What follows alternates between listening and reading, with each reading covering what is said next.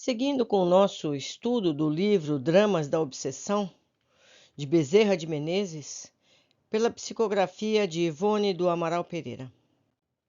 Capítulo 20. Era domingo à tarde.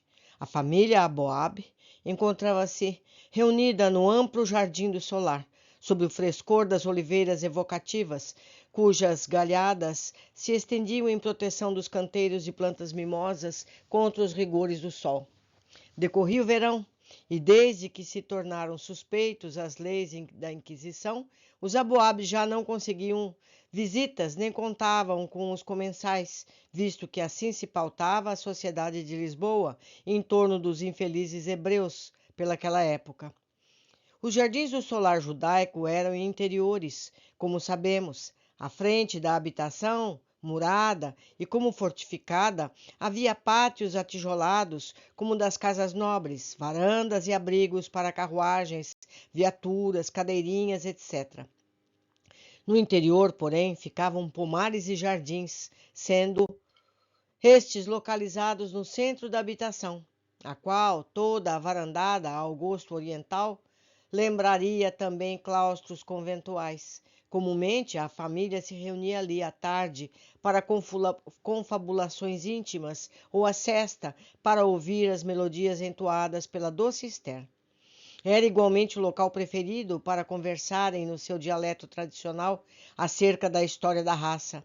E Timóteo, então, tomando a palavra, recordava os antigos patriarcas de Israel, narrando aos filhos, atentos, as grandezas e vicissitudes do seu povo. Lia-lhes depois, contrabalançando o ensino fornecido pelos mestres dominicanos, o Talmud, o livro da sabedoria, ou as próprias escrituras, e comentando-os, como doutor da lei que era, instruía quanto podia a família na religião dos seus antepassados, o bastante para infundir-lhes no caráter e destilar no coração aquele orgulho de raça. O exclusivismo sombrio e rígido que produziu a maior vicissitude dentre tantas que sofreu o povo israelita, mas que também forneceu o padrão inconfundível do seu valor característico.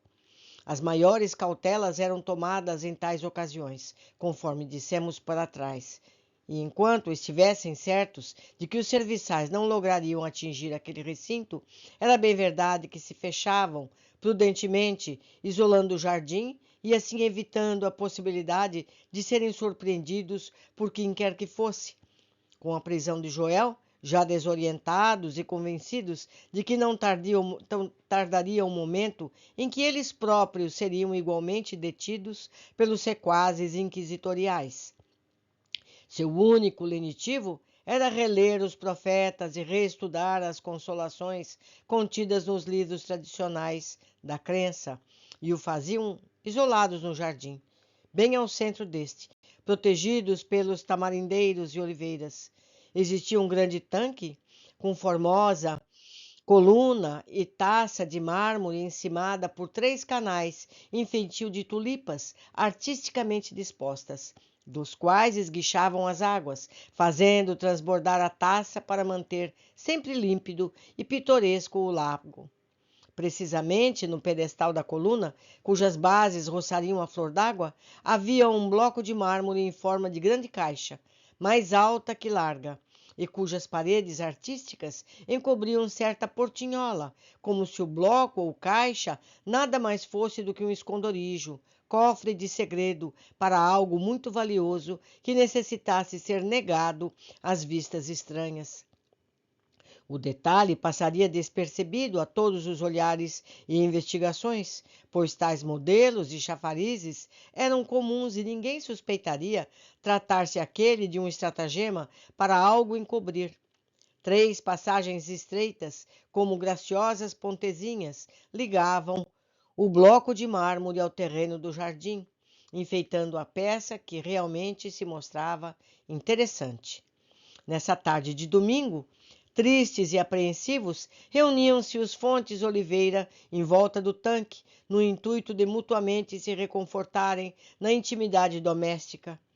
Esther entoava aos ares, como em surdina de prece, acompanhando a cítara, o Salmo 70 de Davi, e sua voz doce, magoada, era como tradução das lágrimas dos próprios filhos de Israel, flagelados desses milênios por opressões constantes.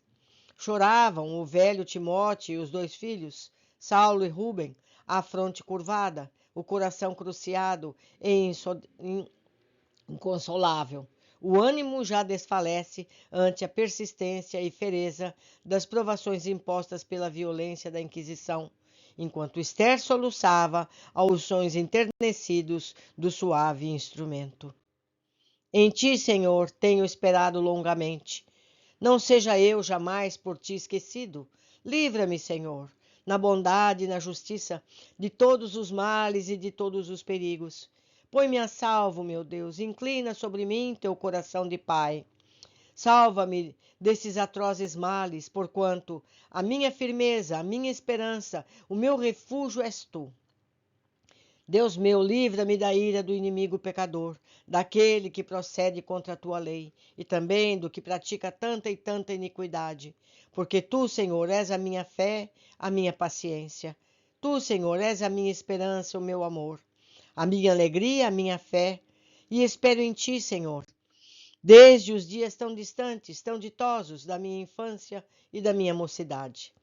Quando os acordes maviosos cessaram, o pequeno Rubem, a um sinal do pai, encaminhou-se para uma das 3 pontezinhas do tanque, não sem investigar com olhos temerosos os recantos do círculo onde se achavam, as galhadas dos alvoredos, o alto dos telhados, dos muros, os tufos de arbustos do jardim.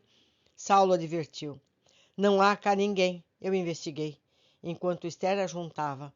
Examinei todas as portas, estão trancadas pelo lado de cá. E Timóteo intervinha desesperançado. Pouco importa que nos descubram agora ou mais tarde. Joel já lá está. Poderemos ir ter com ele. Estamos todos irremediavelmente condenados. A prisão, a tortura e a morte rondam nossos passos. Não tardarão a nos aniquilar de vez, tenhamos ou não infringido a lei.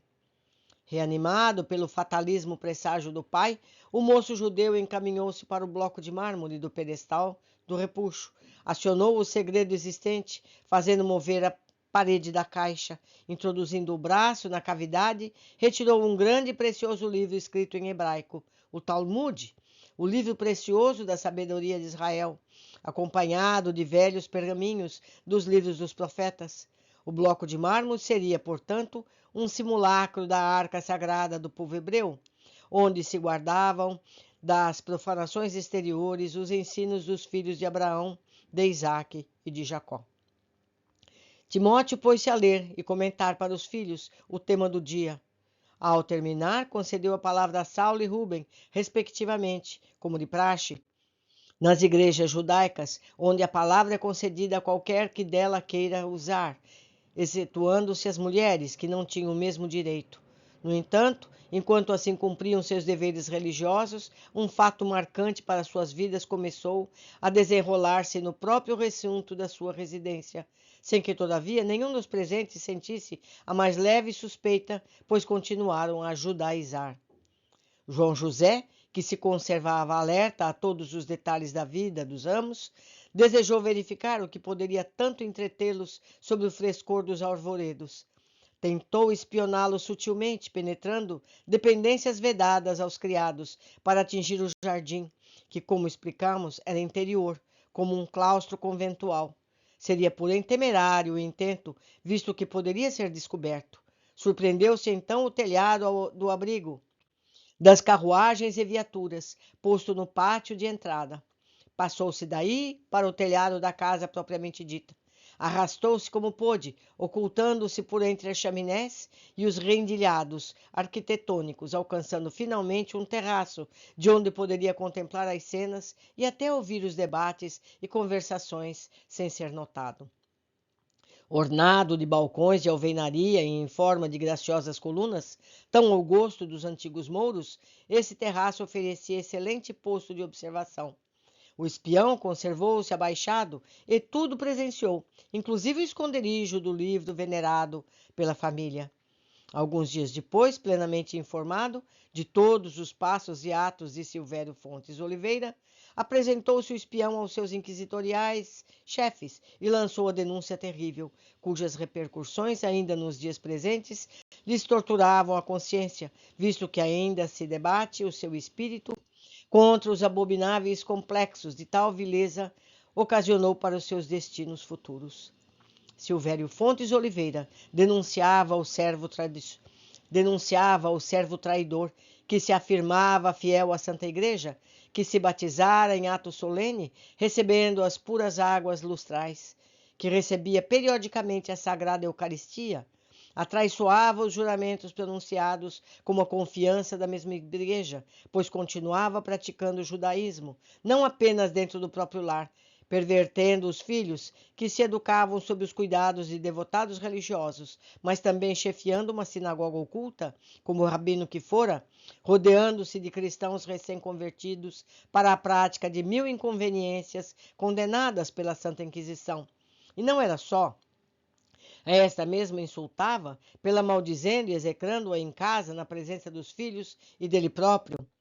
João José, ou durante as concentrações na sinagoga, criticando e abominando igualmente os ilustres e abnegados representantes do Santo Ofício. Forneceu ainda o delator as necessárias informações para ser colhido o flagrante da heresia e desrespeito à autoridade nacional. E nada esqueceu que pudesse acirrar o furor dos inquisidores, que, sedentos de sangue e represálias, se banhavam em satânico prazer, sempre que lhes fosse dado estender as garras para triturar indefesas criaturas cujo crime único seria possuir crença religiosa diferente daquela que seus algozes entendiam ser a única verdadeira e divina. Meus amigos, esse é o grande problema de toda a sociedade. Todos acham que a sua crença é a única e verdadeira, quando Deus é um só para todos os seus filhos.